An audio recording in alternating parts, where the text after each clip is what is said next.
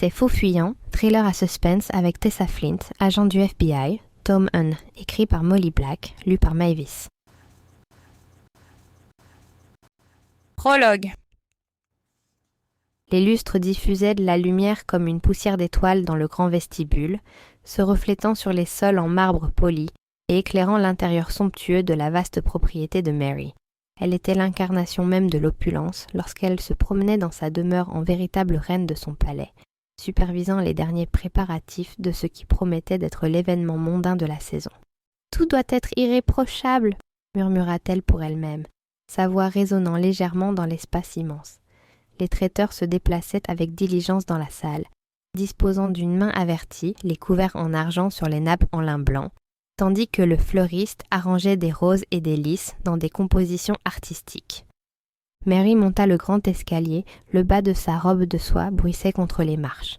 Dans sa chambre, elle s'approcha du miroir en pied et s'arrêta pour contempler son reflet. La robe épousait parfaitement sa silhouette, la couleur émeraude soutenue s'harmonisait avec ses cheveux auburn coiffés en un chignon sophistiqué. « Tout simplement divine », murmura-t-elle en s'autorisant un petit sourire satisfait. Mary prit son collier, une parure de perles de taille identique appartenant à sa famille depuis des générations. Alors qu'elle refermait le fermoir et ajustait le collier pour qu'il repose parfaitement sur sa nuque, un bruit insolite provenant de l'étage inférieur interrompit sa rêverie. C'était un bruit qui n'avait pas sa place au milieu du tintement discret des verres et du bavardage feutré du personnel, un raclement subtil, comme si l'on traînait quelque chose sur du bois. Ses sourcils se froncèrent dans une incompréhension passagère. Était-ce le nouveau majordome ? Il semblait assez compétent, mais tout le monde avait besoin d'une période d'adaptation dans sa demeure. Cet idiot était-il en train de faire glisser quelque chose de lourd sur le sol ? Probablement 3 fois rien, se dit-elle in petto, mais la curiosité la rongeait comme un insecte nocturne tenace. Mary n'était pas du genre à ignorer son intuition, un trait de caractère qui l'avait aidé à naviguer avec aisance dans les eaux traîtresses de la haute société. Et même s'il était le nouveau majordome, peut-être avait-il besoin d'un solide avertissement. Après un dernier coup d'œil dans le miroir, elle décida d'aller voir en personne ce qui se passait. Après tout, une maîtresse de maison n'est jamais trop vigilante à la veille d'une soirée aussi importante.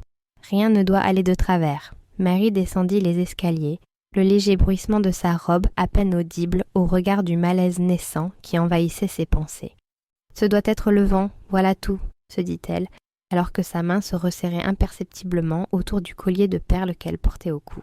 De retour au rez-de-chaussée, elle traversa le bourdonnement des préparatifs qui s'achevant dans le vestibule. Elle se dirigea vers le grand salon qui embaumait les lits fraîchement coupés et une note subtile de cire d'abeille provenant des meubles anciens cirés. Mary pénétra dans le salon, tous ses sens en éveil. Le bruit qui l'avait attirée en bas ne se répéta pas, mais le silence qui s'ensuivit semblait chargé de tension. « Il y a quelqu'un ?» Sa voix, habituellement autoritaire et assurée, hésita légèrement en se répercutant sur les hauts plafonds ornés de moulures raffinées. Elle n'obtint aucune réponse, si ce n'est le bruissement des mouvements et des voix provenant du couloir. Mais alors que ses yeux s'adaptaient à la faible luminosité, les lustres dont elle était volontairement éteints avant l'arrivée des invités pour créer une atmosphère intime, elle l'aperçut. Une silhouette masculine se tenait parfaitement immobile près du piano à queue. Sa main était tendue, un collier de perles pendait entre ses doigts, comme un clair de lune capturé. Elle ne le reconnut pas, rien de plus normal sachant qu'elle avait engagé plus d'une vingtaine de personnes pour assurer le bon déroulement de la soirée. « Qui êtes-vous » demanda-t-elle, en serrant instinctivement son propre collier. « Que voulez-vous » Il ne répondit rien, mais fit un pas vers elle, délibérément et sans se presser. Le cœur de Marie battait la chamade dans sa poitrine, un rythme endiablé qui contrastait avec la démarche calme de l'intrus.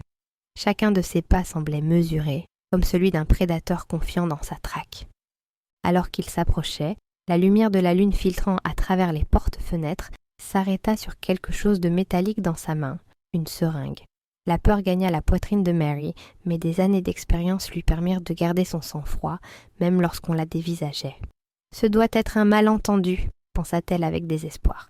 « Restez où vous êtes !» Son ordre était catégorique, mais l'homme n'y prêta pas attention. Il était tout près maintenant, assez près pour qu'elle puisse voir le néant glacé dans ses yeux. « De magnifiques perles pour une très belle dame », murmura-t-il d'une voix troublante et sereine. « Arrière !» Mais il était trop tard. D'un geste brusque, il lui prit le bras et l'aiguille transperça sa peau, aussi froide que de la glace. La douleur explosa dans son corps. Nous espérons que vous avez apprécié cet aperçu. Pour continuer à écouter ce livre audio sur Google Play Livres, utilisez le lien dans la description de la vidéo.